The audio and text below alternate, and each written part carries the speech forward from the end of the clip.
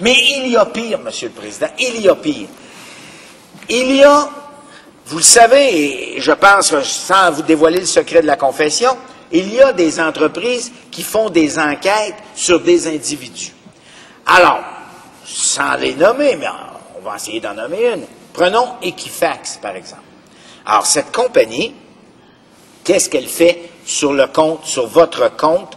C'est qu'elle établit votre crédibilité, donc votre pouvoir financier. Et lorsqu'on demande une enquête de crédit, généralement, qu'est-ce qu'on fait? On s'adresse à une compagnie, telle Equifax, tel Crédit Nord-Ouest, appelons-les comme on voudra.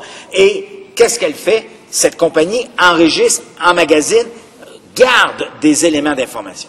Quand quelqu'un se fait voler son identité, le travail incroyable qu'il faut faire pour aviser ces compagnies est tout à fait démesuré par rapport au crime qui a été commis. Quelqu'un se fait voler ses biens, on lui vole son identité, on utilise cette nouvelle identité pour faire de la fraude et des vols.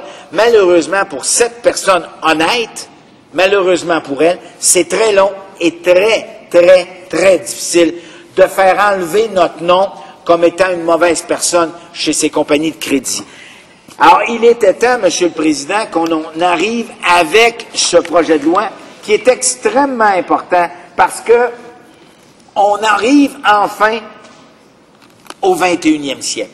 Et le vol d'identité, Monsieur le Président, c'est un vol qui est commis de façon sournoise et qui est commis de façon à détruire l'identité de quelqu'un.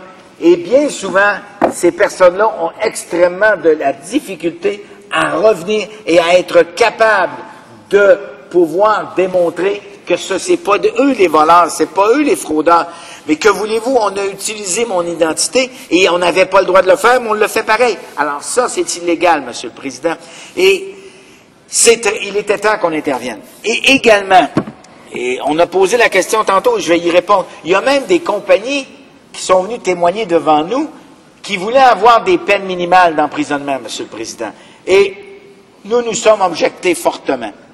Et nous allons continuer à nous objecter fortement à ce qu'il y ait des peines minimales d'emprisonnement. Pourquoi, Monsieur le Président? Parce que nous allons commencer par mettre en vigueur ce projet de loi. Et je souhaite que cette Chambre vote rapidement ce projet de loi et qu'il puisse être mis en place très rapidement. Et une fois qu'on aura regardé, on pourra peut-être penser possiblement à reviser au niveau des sentences potentielles. Mais laissons le tribunal intervenir et faire en sorte que la personne qui commet un tel délit ait une sanction juste et appropriée.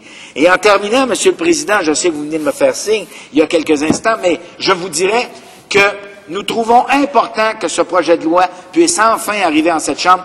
Nous souhaitons qu'il soit adopté rapidement et que nous puissions le mettre en vigueur. Merci, Monsieur.